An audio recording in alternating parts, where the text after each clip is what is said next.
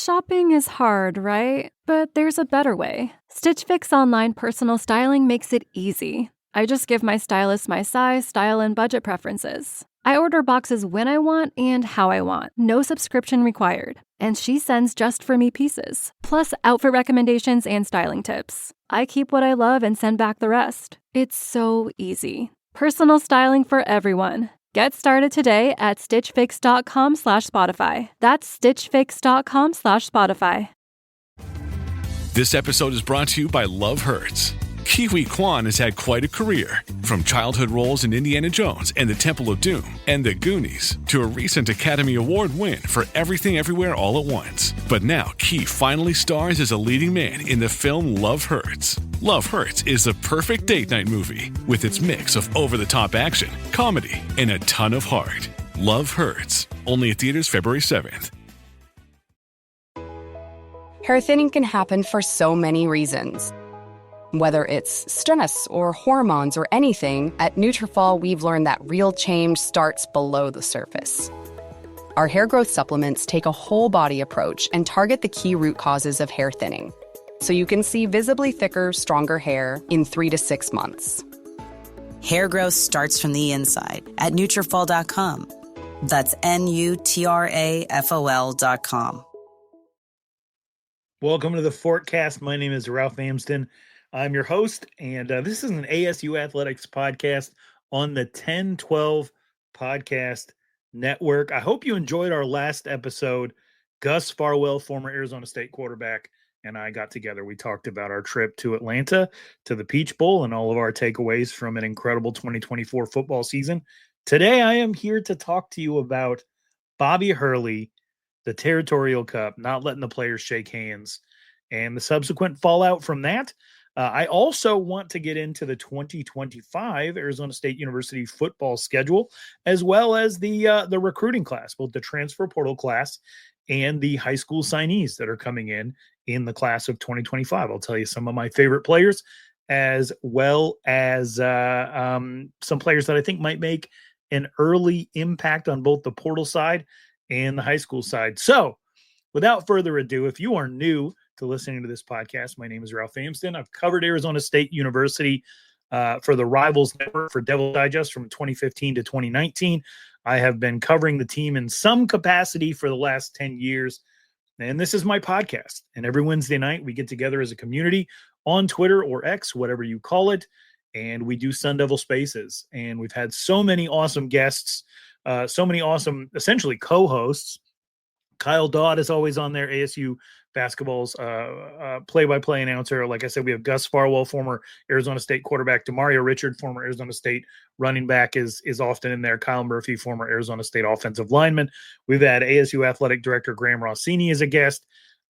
We've had several players jump in as well, like Ben Coleman, former players, current players.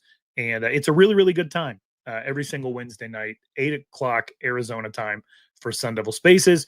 This is my solo show. This is just my opportunity every once in a while to get some thoughts off my chest, talk to myself a little bit, and every once in a while we have a guest as well. Last week was Gus Farwell, as I said before, and I actually recorded this entire podcast yesterday without plugging my microphone in. So we're going to try this again, and we're going to start out by thanking our sponsor, Charlie Hustle Clothing Company.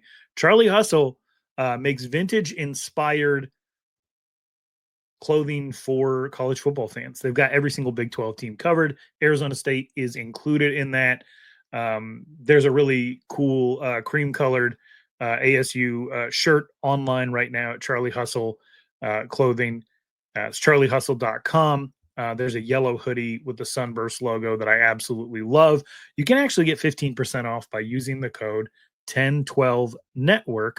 15% off any non-sale item. They've also got a sale coming up here in a week if you want to save that code. But that is the word 10, TEN, the number 12, and the word network to get 15% off all non-sale items from Charlie Hustle. Appreciate them as a sponsor. Let's go ahead and get into it. Now, a week has already passed on the fallout from Arizona State losing the Territorial Cup, not really being able to get any defensive rebounds at the end of the game. Caleb Love shoots I can't say lights out because he shot 42% on the evening as one of his better shooting performances, but he's not a good shooter. He shot well against Arizona State, especially from beyond the arc, and it caused Arizona State to lose. And at the end of the game, Caleb Love, as he often does, talks a little bit. It upset it upset some Arizona State players to the point where a headbutt was delivered at the end of the game. And Bobby Hurley makes the decision to get everybody off the court. I don't think he understood that the headbutt was our fault, or that there was no physical contact that led up to it. But he got everybody off the court, and then he didn't shake Tommy Lloyd's hand. He left. And of course, all of this comes on the heels of Arizona State football coach Kenny Dillingham going viral for making his players shake hands after losing to Texas. So, you have the same institution, you have two completely different reactions, and you go viral twice in 3 weeks. And there's no real way to defend it if you're an Arizona State fan, because we already praised Kenny Dillingham for his attitude on this subject. I tell you what, you can lose to University of Arizona, as we often do. Bobby Hurley is 4-16 over his 10-year tenure. You can lose to him, but you don't want to do something that rocks the boat, could be considered classless. Richard Jefferson was just online going nuts on Bobby Hurley, making fun of him, saying give him a lifetime contract, talking trash. You had the University of Arizona media who, the fan-led media, and that's not a slight. I'm an Arizona State fan. I cover Arizona State in some capacity. You could consider this media. So a lot of us are fans of the team we cover. That's not something I'm issuing judgment on. But, you got guys like Jason Shear out here, at the game tweeting that Bobby Hurley needs to be wearing a diaper. Very professional of him, of someone to be criticizing Bobby Hurley's meltdown when online meltdowns is sort of your brand. And then, you have the Morales brothers, who I get along with, like them very much, but they're wondering why Bobby Hurley's feet weren't held to the fire after the game in like a Woodward and Bernstein journalism style grilling. And the truth of the matter is there's just other stuff to do in the Phoenix area. If something happens at University of Arizona, of course, like the full weight of the Tucson media goes in, because that's their thing. That's their thing that they have to cover. The media members that cover Arizona State, they're spread a little bit thin, and they're not necessarily incentivized to go in and treat it like a White House press briefing room. But Graham Rossini, the athletic director, did go on Arizona Sports. He went on the Burns and Gambo show, and he made it pretty clear what Arizona State's position is on Bobby Hurley, saying that Arizona won with no class, saying that he's not going to vote Caleb Love for any postseason awards, refusing to handshake, the headbutt, all that. He said that was a miss. Bobby Hurley admitted it. We admitted it on his behalf, and we've tried to do our best to move beyond it and get ready for the upcoming weekend. So pretty unanimous condemnation of Bobby Hurley for his actions after the University of Arizona game. On my end, I can completely understand wanting to get everybody off the court to avoid conflict. But the truth of the matter was Bobby Hurley, as he so often does, was overly emotional in the moment. Now, no doubt in my mind, he wants to win. No doubt in my mind, he's doing everything that he can. But we've had issues this year of, with BJ Freeman, with Adam Miller, with our players not necessarily able to keep their composure. And so because of that, you look to the leadership of the team, and what is one of the primary problems that we have with Bobby Hurley's leadership? Well, it's that he often loses his composure on the refs. So, it becomes a situation where the credibility for Bobby Hurley to tell his team to keep their composure is at a minimum. And not to make excuses for BJ Freeman, Caleb Love's a talker. He'll get you he'll get under your skin. I live out here in Charlotte, North Carolina, where Caleb Love spent 3 years on University of North Carolina's roster. NC State hates him for his trash talk. Duke hates him for his trash talk. And I think one of the most convicting things when it comes to, Bobby Hurley's reaction to BJ Freeman's headbutt and getting everybody off the court and criticizing Caleb Love after the game is that when Caleb Love was out at North Carolina, they have the Duke-North Carolina rivalry. It's a huge rivalry. He would go in there and he would talk as much trash as possible. And you know what they did at Cameron Indoor Stadium every time Caleb Love came to visit? They would hand out sheets of paper to the entire student body, giving them instructions on what to chant back. And often it was pretty out of bounds stuff. Bobby Hurley talked about U of A winning with no class. Well, Duke hands out papers telling everybody to make fun of Caleb Love for dating RJ Davis's ex-girlfriend or something like that. And so you have the whole student body chanting something based off an internet rumor. And you say, okay, well, why are you bringing up Duke in relation to, Arizona State's criticism? Well, that's where Bobby Hurley went to school. The Duke way is to be a jerk. The student body, they go out there, they give everybody hell. That's why they're called the Cameron Crazies. That's who Bobby Hurley played in front of. You have to be able to take trash talk without losing your head. You have to be able to deal with controversial calls without losing your head. Composure matters so much in a league where so many of your games come down to one or two different possessions. We've had so many issues this year. We've had games where we've won close games.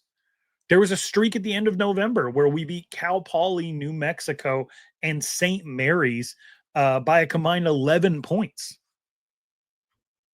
But there have been other situations, especially since the start of 2025, where Arizona State has lost close games, such as to Baylor in overtime, such as to UCF at home, such as to Cincinnati.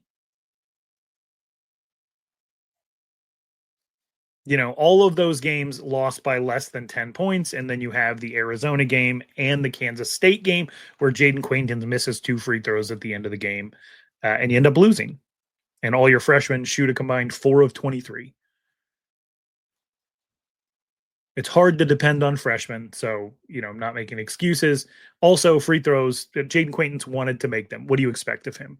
They didn't go in. They should never have been in that position in the first place. They were up in that game 15-0 and found a way to lose. So, this team is currently 3-8 in conference as I'm recording this podcast. I'll have an opportunity to play some basketball on Sunday, February 9th, on Super Bowl Sunday. And, in a must-win situation in Stillwater. Then they're going to go to Texas Tech. Everything from here on out is sort of a must-win situation. You hate to have backed yourself into a corner that way, but they've shown that they can compete against very good teams. They beat West Virginia on the road. They hung with Iowa State for a half. They hung with University of Arizona for about 38 minutes. They played Gonzaga very, very close and respectably. They beat Grand Canyon.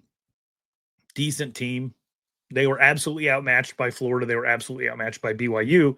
And they hung with Kansas for a whole half, I think had the lead at halftime. So, there are flashes of maybe not greatness, but very goodness in this team. But the truth of the matter is if they don't go 7-2 down the stretch run, this isn't an NCAA tournament team. And in the Big 12, you cannot depend on making the conference tournament and winning the conference tournament if you're outside one of the top seeds.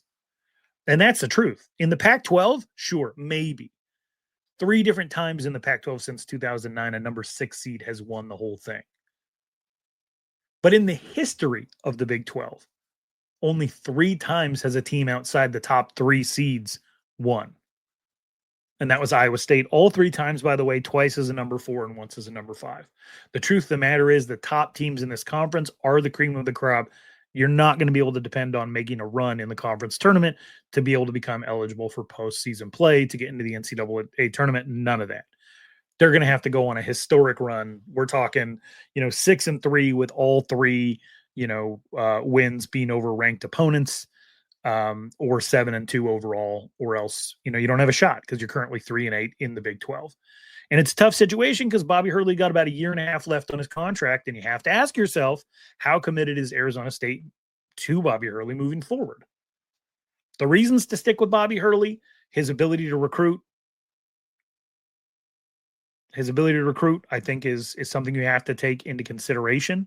Jaden Quaintance is on this team right now. Joson Sannon is on this team right now. Koa Pete is a potential addition to next year's team. He has done a very good job of getting people who played at a high level at the group of 5 level and getting them to come over to Arizona State. They don't contribute at the level that they were contributing at lower levels, but he is good at filling up this roster year over year, or at least he's displayed a propensity to do that. Now, he hasn't always made the most of the high-level recruits that he has brought in the door and the high-level transfers that he has brought in the door, but he has gotten them in the door. You have to give him credit for that. Reason to possibly move on. This week, one of the biggest trades in NBA history happened. It was Luka Doncic, a 25-year-old MVP candidate coming off an NBA Finals, and the Dallas Mavericks had his rights, and they just gave him up, traded him to the Lakers. Why did they do that? Because they weren't 100% sure he was the person to get them where they wanted to go. And part of it was his demeanor on the court and his inability to make the adjustments that they thought necessary to become a championship team. Now, was getting rid of Luka Doncic objectively stupid, especially in the short term? Absolutely. But what Dallas is hoping is that this proves out over time, that he becomes somebody else's headache. And my point in bringing up Luka Doncic when talking about Bobby Hurley is, if Arizona State's not 100% committed to Bobby Hurley, they should not extend him. Ohio State just gave Ryan Day a $12.5 million a year extension a couple of months after Ohio State fans were all calling for him to be fired after they lost to Michigan for the 4th year in a row. Ohio State was bidding against absolutely no one to lock up this coach long-term and give him a $70+ million buyout. And I'd imagine that Arizona State, if they were to sign Bobby Hurley to an extension, would be bidding against absolutely no one. So that's something that Arizona State has to take into account for their future. If they are not 100% committed to Bobby Hurley, it's time to move on. And yes, I know that Koa Pete is a potential recruit to this team. And so maybe you'd want to stick it out for the sake of Koa Pete. But you have to remember, when Bobby Hurley got hired, they were in a similar situation with a kid at the same high school that Koa Pete's at. His name is Marcus Howard. Played for Perry High School. He was committed to Arizona State.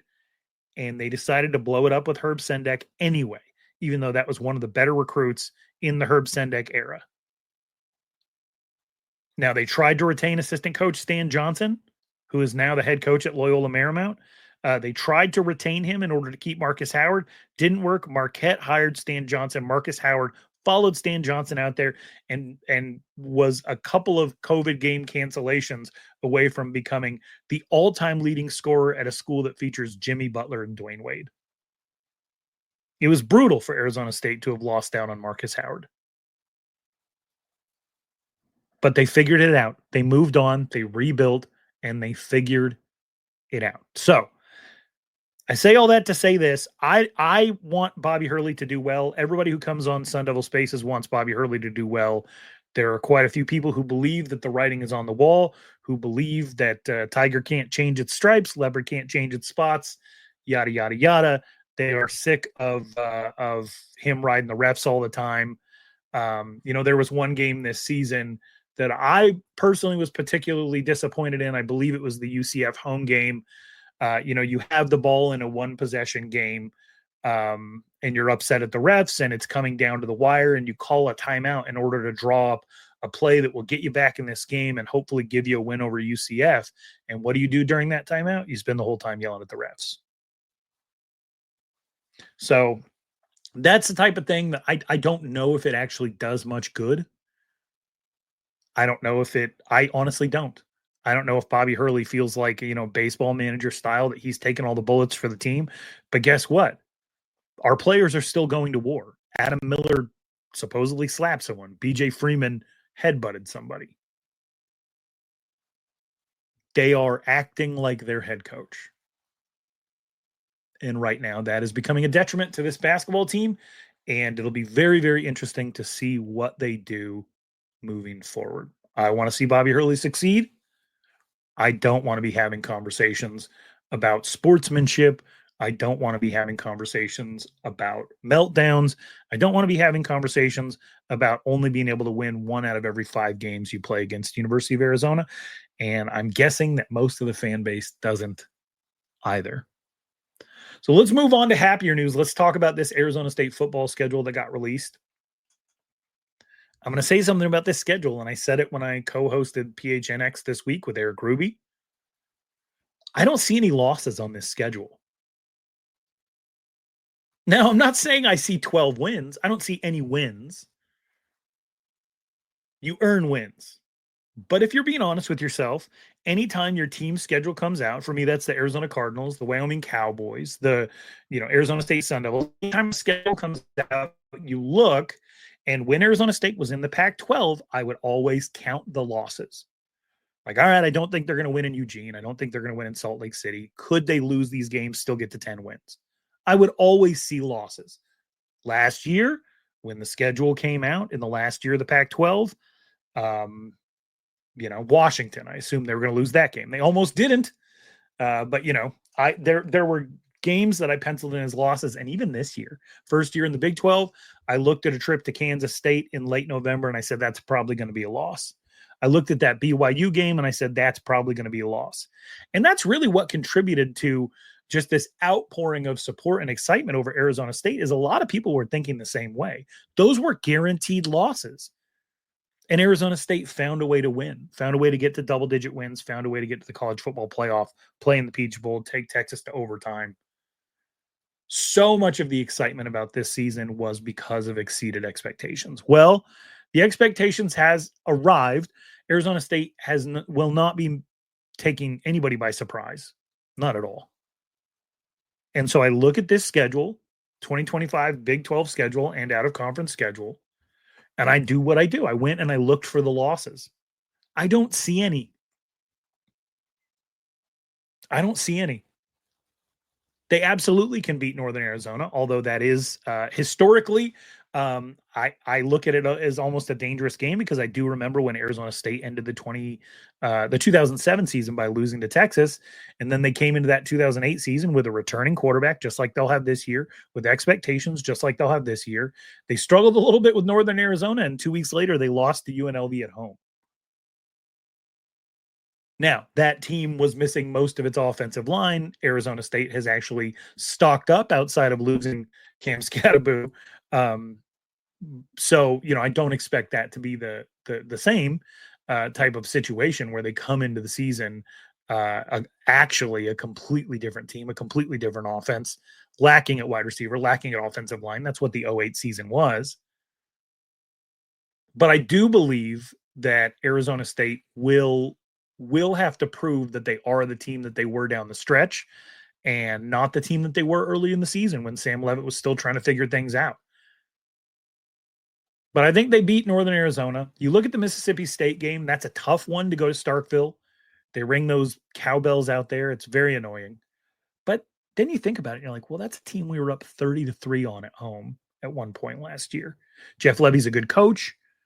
They're going to add a lot through the portal. It's a road game in the SEC, but is it a guaranteed loss? Is a team that you were up 30-3 on just last year, as you return most of your roster, a guaranteed loss? No, it's not. You have Texas State coming to Tempe. This is a game that Arizona State struggled in last year, but won. So you can't look at this game and say, oh, guaranteed loss, especially since Jordan McLeod is finally out of eligibility, and he gave Arizona State fits last year. They're going to have a different quarterback. They also lost their offensive coordinator, Mac Leftwich, and I think that'll give them some difficulty as well. And they lost one of their better offensive linemen, who is now at Arizona State. So I look at that Texas State game, I say, that's not a loss, not a guaranteed loss. Then you go September 20th at Baylor. Now, I watch Utah with a pig farmer at quarterback go to Baylor and get a win. And I did watch this Baylor team last year greatly exceed expectations, much in the way that Arizona State did, because Dave Aranda came into the season on the hottest of hot seats. And they managed to have a very, very respectable season. Sawyer Robertson's a good quarterback. But guess what? Defensively, junk. I don't look at this game and say guaranteed loss. TCU was a decent enough team, but they're going to be coming to Tempe. You can't look at that game and say loss. At Utah on October 11th, that's a scary matchup always. Always, but at the same time, you look at Utah's offense, they're going to be breaking in a new quarterback. They're going to be breaking in a new running back. People forget Mekhi Bernard was like 24, almost 25 at the running back position. I believe Brant Keithy's done. It's going to be a completely new roster. So you can't look at that game and say, oh, that's a loss. Here's one game where I say that the October 18th at home against Texas Tech, because ASU has lost 3 of the last 4 against Texas Tech. They did lose last year. Baron Morton, the Texas Tech quarterback, is returning. That offensive coordinator that I said, Texas State's going to miss, Mac Leftwich, he's at Texas Tech now. But just like we lost Cam Scadaboo, they lost Taj Brooks. Defensively, they've added some talent, but they've always been not good. They're a middling team in the Big 12, always have been, always struggle to have a winning record in conference, always struggle to get above 8 wins. ASU, I believe, will be the more talented team in this game and have home field advantage. So I don't look at that game as a loss. And then a week later, they host Houston. Houston is a decently coached team that was a quarterback short of being competitive last year. And they added Connor Weigman from Texas A&M, and they think he's going to be the answer. I do not. I look at that game. I don't think that's a loss. Traveling to Ames, Iowa on November 1st, that could be very, very tough. If I'm going to give ASU one loss on this schedule, maybe it's that. But look what they did to them in the Big 12 championship. So can we say, guaranteed loss? No. Then they get to host West Virginia. Rich Rod notoriously struggles in his first year at a new school.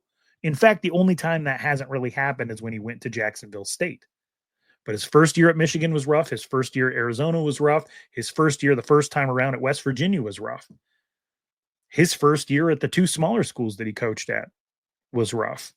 I believe that West Virginia is going to completely retool. They brought in like 35 high school recruits this year. So that game at Mountain America Stadium in Tempe, you can't look at that and say loss. Colorado, Boulder, November 22nd. Look, Juju Lewis is an interesting addition. Maybe they'll be playing the freshmen by the end of the season. If they have, I think that means they've given up on Caden Salter. That means they're struggling. In the 2 years of Deion Sanders, they have never proven they have the ability to run the ball. And when they had 2 future Heisman candidates on their roster, and we were in Kenny Dillingham's first year, that game went down to the wire with Trenton Bourguet at quarterback. So I don't look at that as a loss. And then you host University of Arizona, which just graduated Tedoroy McMillan. You left with Noah Fafita at quarterback. 42% of Noah Fafita's touchdowns went to Tedoroy McMillan. And that's at Mountain America Stadium. And it's a rivalry game. It could go either way, but you don't look at that and say that's a loss. So that's 12 games where I can't find a guaranteed loss. Your expectations should absolutely be through the roof. The minimum expectation for this Arizona State team should be double-digit wins if you're including postseason play. Minimum expectation should be 9 wins in the regular season. That's double last year. That's the Kenny Dillingham effect, and that's pretty cool. Very interested in what potential road games Arizona State fans are thinking about traveling to. I'm thinking about that game in Starkville, even though I'm not a big cowbell fan. My sons play for a high school, and it's a cowbell school, so we're shaking those cowbells every Friday, and I hate every minute of it. Would definitely not enjoy doing that on a Friday night and then flying out to Starkville on a Saturday and having the same thing happen. It's probably a migraine till Wednesday type deal, but it's an opportunity to see an SEC school on the road, and that's what I'm definitely thinking about. Baylor could be an option at Baylor, Waco, Texas, home of some great things. such as Dr. Pepper, and it's the birthplace of Jennifer Love Hewitt. So maybe that's an option. And then another one at the end of the season, I think it'd be good to see Ames, Iowa. Everyone has always talked about what a fantastic college town it is. That's November 1st. The only tough thing about that would be, take the kids trick-or-treating, find a way to get on a plane and head out to Ames. But yeah, those are the games that I'm looking at. Probably not going to fly into Boulder in the middle of a snowstorm in late November, right before Thanksgiving. But other than that, or maybe I will. Maybe I will to see ASU beat Dion. That'd be a lot of fun. But it's a fantastic schedule. No guaranteed losses. Interested in your predictions. If you listen to this podcast, hit me with your predictions. Tweet at the ASU Fork Cast and let me know what you think. I think Las Vegas will probably come out, look at this schedule, and slap an 8.5 on Arizona State for their potential win total. And I'm taking the over. And again, wins aren't guaranteed. They are earned on the field. Anything can happen. Injuries, you never know. But at the same time, the expectations going into the season are very different than last season. And that's a good thing. All right, let's close out this podcast by talking about Arizona State's recruiting class. I'm going to give you a couple of players that I'm very excited about. And I'm going to give you a couple in the high school class and a couple in the transfer class that I'm really, really fired up about. And then I'm going to tell you about one player that I was actually very, very upset with.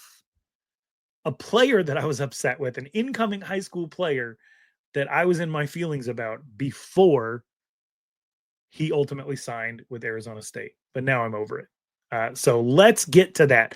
First, let's talk about this transfer class. Arizona State not overly reliant on the transfer portal going into this season, which is nice. They're just using it to shore up some positions that they're going to need help at. One of those positions is corner. Taking Purdue's starting corners in Nyland Green and Kendrick Breedlove is interesting, considering that Purdue had a fantastic head coach in Ryan Walters that was fired because Purdue was probably the worst Power 5 team in the country this last year. Ryan Walters is a defensive coach. Purdue needs offensive innovation. Didn't work out for him there. And then you have to ask yourself, why was his defense so bad? Well, it's complementary football. The offense was terrible. The defense always had to be on the field. Nyland Green definitely has underachieved since his high school days. He was considered a future NFL player. He was at Georgia. He was one of those players that got in trouble for, traffic-related issues. Went to Purdue, didn't have the best season.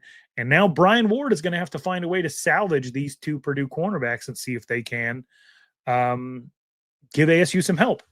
They also need some help at wide receiver because I mentioned that Tedroy McMillan has caught 42% of Noah Fafita's touchdown passes. Well, guess who has the exact same statistic? Jordan Tyson at Arizona State has caught 42% of Sam Levitt's touchdown passes. They need to find a way to get the ball to other receivers, and the incoming transfers of Jaron Hamilton from Alabama, of Noble Johnson from Clemson, those are going to make people freak out because just the pedigree, right? Noble Johnson was a 4-star coming out of high school. Jaron Hamilton was a 4-star coming out of high school. They had future NFL talent coming out of high school, but they didn't crack the lineup for some of the best colleges in America, in Clemson and Alabama. But I'm telling you, the wide receiver that you actually need to be excited about is one that's coming from a group of 5 school, that once shut out Arizona State at Mountain America Stadium. The wide receiver I think you need to be excited for is Jalen Moss from Fresno State. This is a kid who his first offer in high school was from Oregon. I thought that Jalen Moss was going to have every offer in the country. And I don't really know what happened there. I do know that his entire senior season was canceled due to COVID. And he went to Fresno State. And for 2 years, he balled out, including against us. And I definitely value production over time on the bench at an elite college. I'm not guaranteeing Jalen Moss will have more production at Arizona State than Noble Johnson or Jaron Hamilton. They could all be very, very good players. They could all produce. But Jalen Moss is the one I'm most excited about, and he's the one I think will make the biggest impact in 2025. Then, of course, the transfer that everybody's talking about, Jesus Gomez, another player who came to Arizona State and won at Mountain America Stadium. This is the Eastern Michigan kicker who hit 18 of 21 field goals from inside 50 yards last year and has a 57-yarder on his resume. That's going to be huge for Arizona State. Another interesting transfer, Kamari Anderson coming into play tight end. He's massive, 6'5", 250. Out of high school, people thought he was going to be a future NFL player. He went to Kentucky, didn't necessarily make an impact. And then you have players who did make an impact where they were at, like Adrian Wilson, the Washington State safety. You think I think it's fair to assume that he's going to make a difference. Jamedo Abigbo is the one I mentioned from Texas State, coming over to play offensive line. Xander Rugeroli is coming over from Nebraska to try to get some reps on the offensive line. And then, obviously Kanye Udo from Army. A lot of people think that he's going to, compete to get 150, 200 carries next year. He's a very different type of running back. It'll be interesting to see how he's used. He is not Cam Scatterbo. He reminds me a lot more of that Broncos era with Jake Plummer, the zone blocking, the Mike Andersons, the Olandis Garys, no nonsense, get as much yards as you possibly can. Reuben Drones, and at 6 foot 215, he gets a little bit of headway. He's not somebody who's going to, make a 4-yard run out of getting hit in the backfield like Cam Scatterbo did. But he'll if he finds a seam, he's going to take off. And it'll be very, very interesting to see how he's paired in a very, very talented and deep backfield. And the last transfer, Michael Gardner, somebody I covered at the high school level, somebody who was dominant as an interior defensive lineman. He's about 6'2", 300, comes over from Oregon. And Kenny Dillingham has continued to be open to the return of elite Arizona prospects who leave to go elsewhere. So that's the transfer class. I'm excited at this point in time. I'm very excited about this transfer class. I think you're going to see at least 5 to 6 players make serious impacts next year. Potentially 2 of them be all conference. The high school class, it just doesn't matter like it used to. Doesn't matter at all like it used to. And I personally do not believe that any of Arizona State's high school recruits are going to come in and do something, be world beaters right away. I don't believe that to be true. I think there's some good players in there.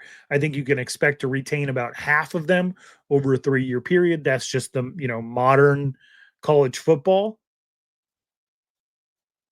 The thing about the high school recruiting class that I'm very excited about, though, and I think you should be excited about it too, is that every single player in this high school class, outside of maybe 3 guys, is either from Arizona State's footprint, which means they're from Arizona or a bordering state, or they're from Texas.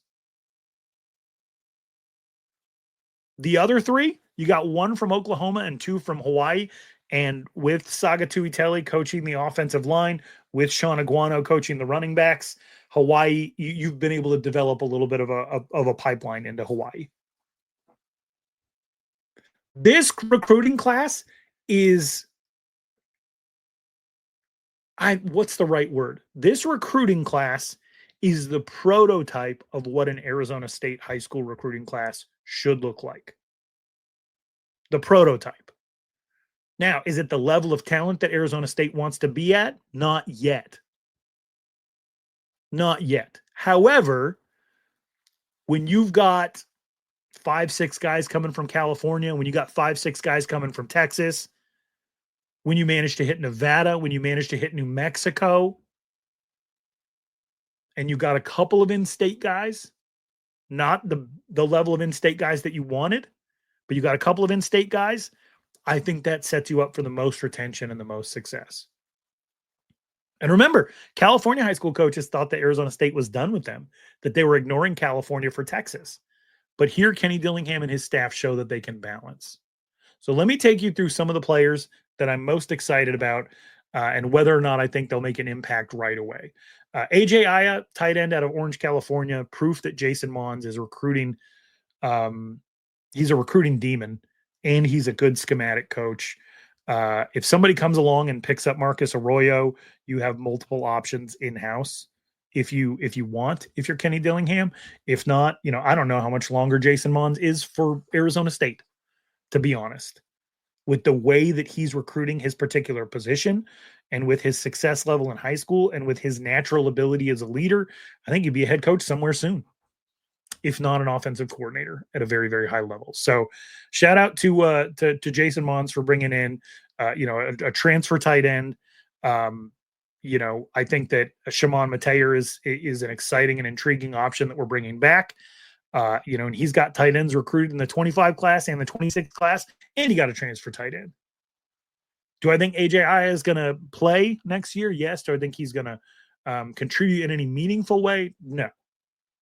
And then another one of the really high-level recruits they got is Cam Dyer, I think Gatorade Player of the Year out of New Mexico. He got injured at the end of his senior season, so a lot like Jaden Fortier, do not expect him to make an impact next year. Is he a quarterback? Is he a safety? Is he a wide receiver? Remains to be seen. He's going to have a year to recover while in Tempe. Let me tell you somebody who I actually think could make an early impact. And usually I don't like to say that defensive linemen are going to contribute early because it is so difficult as a defensive lineman to even get on the field early on. You got to transform your entire body. You got to mature. You got to learn technique.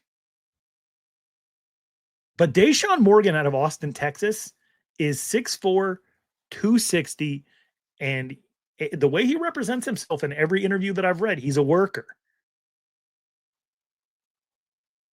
I think he could see some playing time early. I really do. He is somebody I'm very, very excited about. Of course, you've added a ton of offensive linemen with a lot of size. Matai Jefferson is weighing in at 330 coming out of high school. Olema Iasua, 6'7", 300.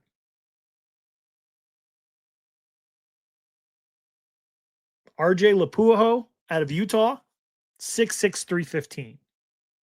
Makai Stewart out of Long Beach, 6'6", 300.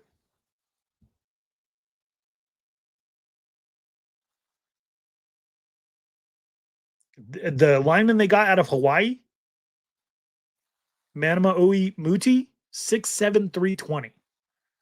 And Douglas Taloma, who I believe is a JUCO transfer, 6'5", 350. So Saga Tuitele adding massive, massive size. The aspirational size that they talked about when Herm Edwards was in charge of Arizona State and had Al Luganville as his recruiting director. This is the type of size that they were talking about.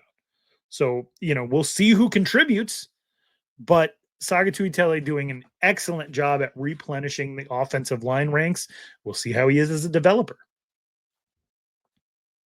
Getting that many guys from the high school and JUCO ranks, it could be very, very big for Arizona State down the line. Now, did Arizona State get a quarterback to replace Sam Leavitt? Not necessarily. Butter Tollefson didn't play much in high school. He moved out to Arizona for his senior year. Got some reps at Mountain Point, showed that he was very athletic, and I think maybe opened Arizona State up to the idea that somebody who's 6'1", 200, doesn't have a lot of reps at quarterback, can try quarterback, but could also be used elsewhere. Cam Dyer, I don't think he's playing quarterback at the next level, and I know for a fact that Uriah Nellums, who played quarterback at Santan Charter at the smallest level in Arizona high school football, but is very, very athletic and gifted. I think they're going to use him as a wide receiver. So the quarterback that is replacing Sam Leavitt, not in this recruiting class. That's my belief. Who else is worth mentioning? I think Joseph Smith, defensive back out of Spring, Texas. I think he could get on the field early.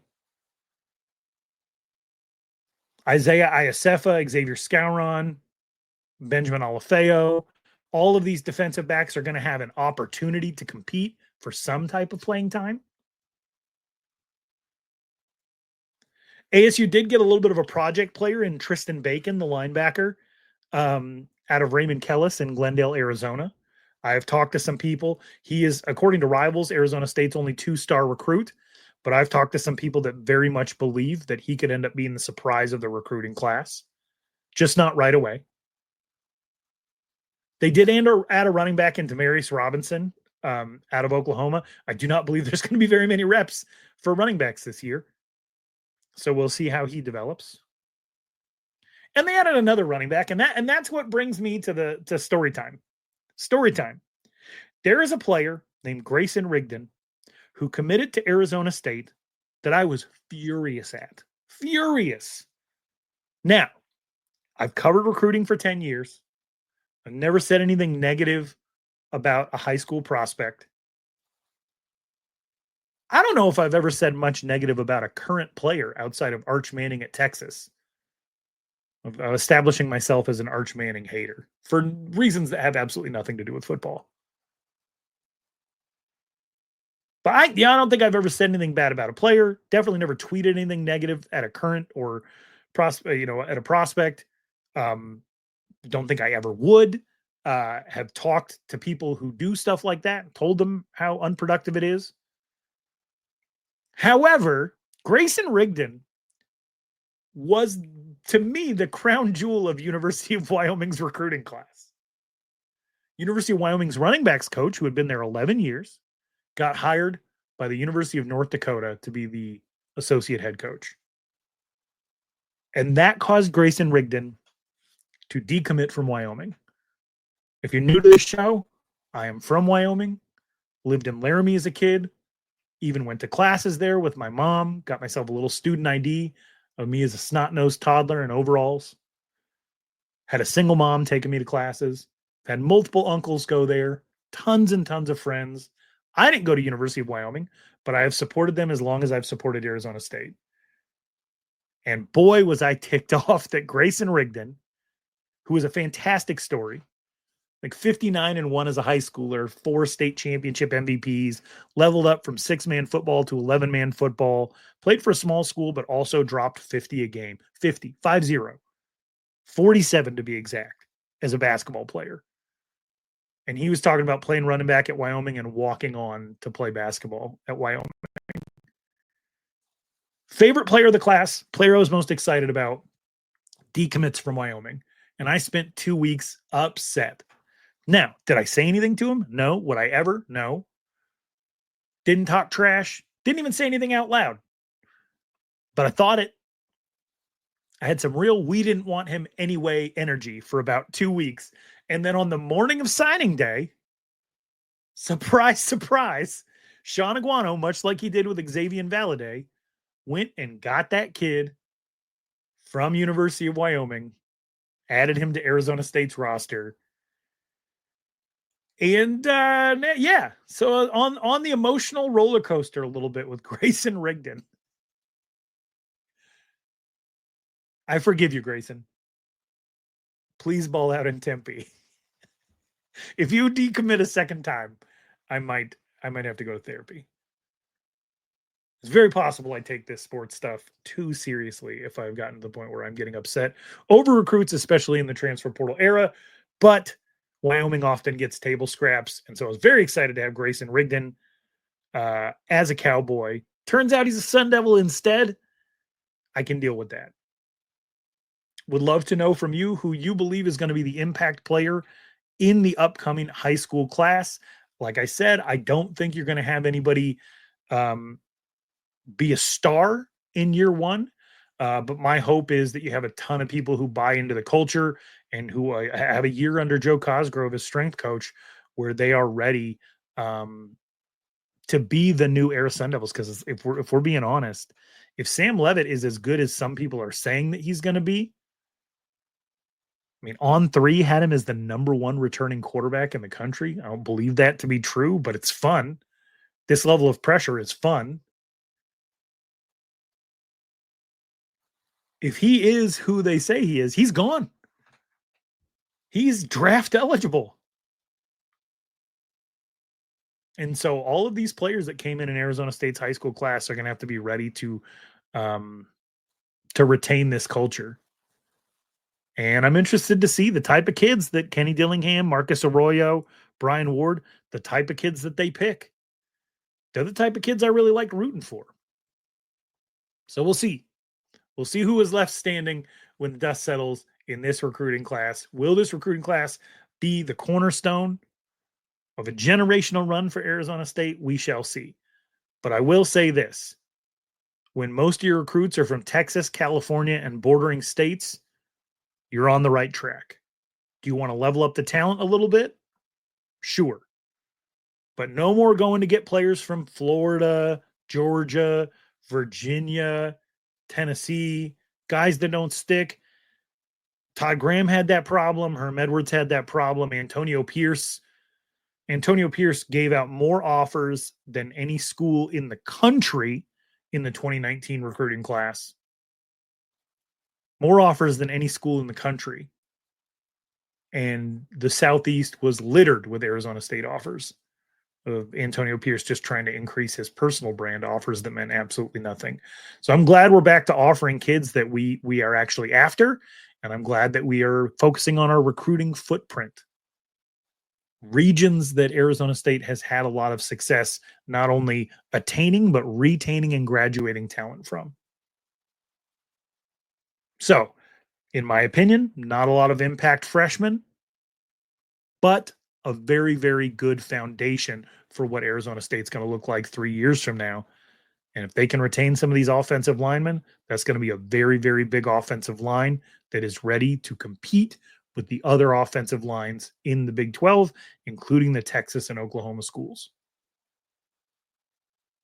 So that's it. We talked about Bobby Hurley, Arizona State basketball struggles. We got into ASU football schedule, and we talked about the recruiting class, the 2025 recruiting class. We did it all in one breath, one take, and my microphone was plugged in this time, so I'll actually get to release this podcast. That makes me happy. Shout out to our sponsor, Charlie Hustle. Please share, like, subscribe if you are new to consuming Arizona State content, because you are riding the wave of the excitement that Kenny Dillingham has brought in. Welcome. Hope you stick around. If you're one of the regulars, see you on Wednesday for Sun Devil Spaces. Appreciate all of you. We're going to end this show the same way that we end every Spaces, every show. If you live with a heart of gratitude, the world is a wondrous place. Forks up, go Devils, and we'll catch you next week. This podcast is part of the Sports Social Podcast Network.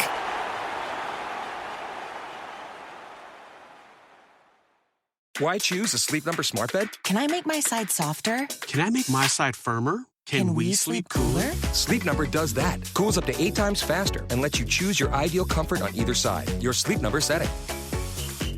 And now save 50% on the new Sleep Number Limited Edition smart bed.